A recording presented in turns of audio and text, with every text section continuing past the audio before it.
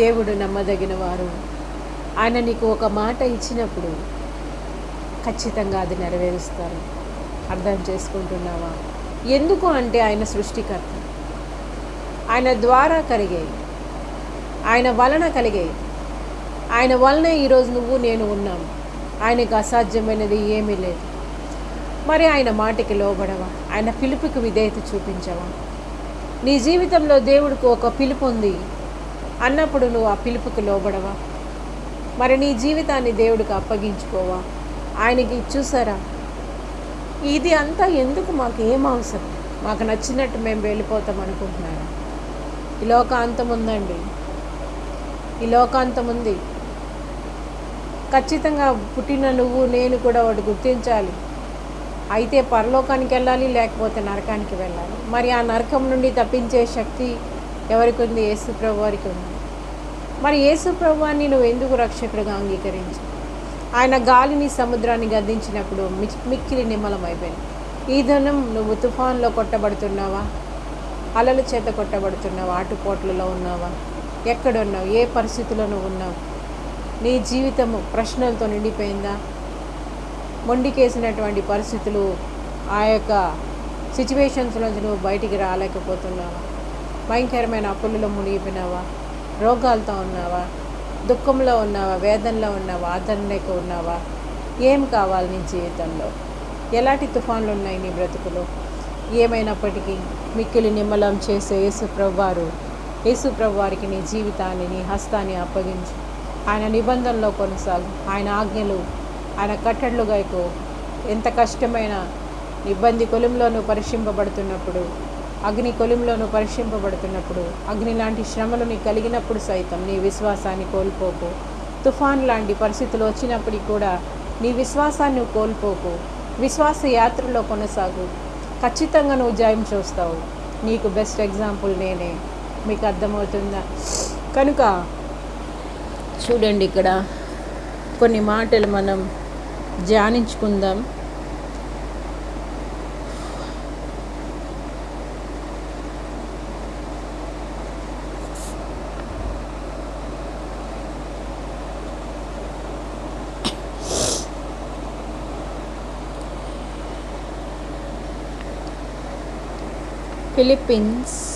ఫిలిప్పీలకు 4:6 ఒకసారి చూద్దామండి. ఈ విశ్వాసం చెప్తున్నాము కదా, సిచ్యువేషన్ ఏంటో మీకు అర్థమైంది కదా. ఈ యొక్క ధోనిలో యేసు ప్రభు వారు ఉన్నారు, శిష్యులు ఉన్నారు. అంతవరకు శిష్యరికం చేశారు అంటే యేసు ప్రభు వారి అడుగుజాడల్లోనే నడుస్తున్నారు. యేసు ప్రభు యొక్క అద్భుతాలు వాళ్ళ జీవితాల్లో చూశారు. చూసినప్పటికీ ఎప్పుడైతే ఆ యొక్క తుఫాన్ చెలరేగుతుందో వాళ్ళు ఏమంటున్నారు? శిష్యులు, ప్రభువా మేము నశించిపోతున్నాం, మమ్మల్ని రక్షించమని చెప్పారు. రక్షకుడే వాళ్ళతో ఉన్నారు. ఆ సంగతి వాళ్ళకి తెలుసు. అప్పటికే అద్భుతాలు చూశారు. అయినప్పటికీ ఆ తుఫాన్లో వాళ్ళు భయపడుతున్నారు. నువ్వు విశ్వాస యాత్రలో కొనసాగుతూ కొన్ని తుఫాన్ లాంటి పరిస్థితులు నీ జీవితంలో కలుగుతున్నాయా? అయితే నువ్వు భయపడాల్సిన పని లేదు. అల్ప విశ్వాసమే నిన్ను భయానికి గురి చేస్తుంది. ఆ అల్ప విశ్వాసం వల్లే నువ్వు భయానికి వస్తుంది. నీకు నెమ్మది ఉండదు, శాంతి ఉండదు. అలల చేత రేపబడిన సముద్రంలాగా తయారవుతావు. అలా ఉండకూడదు. ఎప్పుడు నిమ్మలంగా, నిశ్చలంగా, నిబ్బరంగా ప్రభు యొక్క వాగ్దానాల మీద ఆశ పెట్టుకొని నువ్వు కొనసాగుతున్నప్పుడు అవి నీ జీవితంలో నెరవేర్చబడడం చూస్తావు. ఆ తుఫాన్లు ఏమున్నాయో అవన్నీ అణిగిపోవడం నువ్వు చూస్తావు. నిబ్బరాన్ని నువ్వు కలిగి ఉంటావు. చూడండి, ఆ విషయమే మనం ధ్యానించుకుంటూ ఉన్నాం. ఫిలిప్పీలకు 4:6 ఒకసారి చూద్దాం. ఫిలిప్పీలకు 4:6.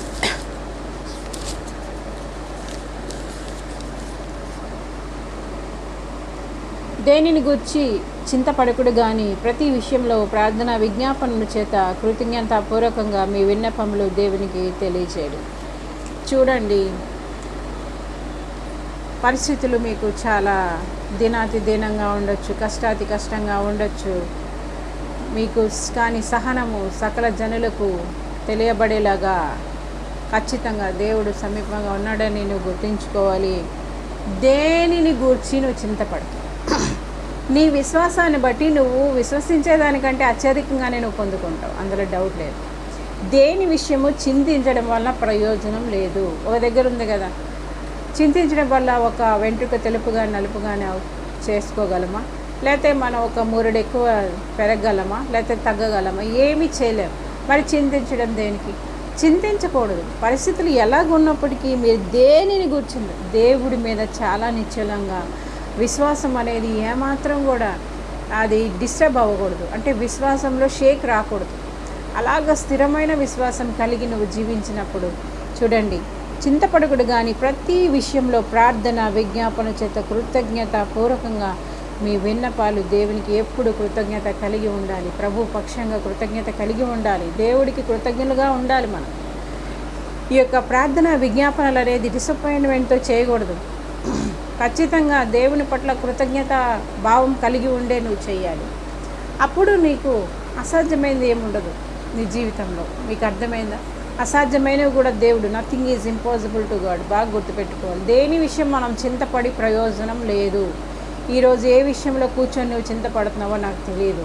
చింతపడడం వల్ల ప్రయోజనం లేదు. పూర్తిగా నువ్వు ఎల్లప్పుడూ కూడా ప్రార్థన విజ్ఞాపనలు వదలకూడదు. దైవ ధ్యానాన్ని వదలకూడదు. అర్థమైందా? దైవ మార్గంలో నువ్వు ఆగకూడదు, కొనసాగాలి. అల్ప విశ్వాసం అనేది పనికిరాదు, ఎవ్వరికీ పనికిరాదు.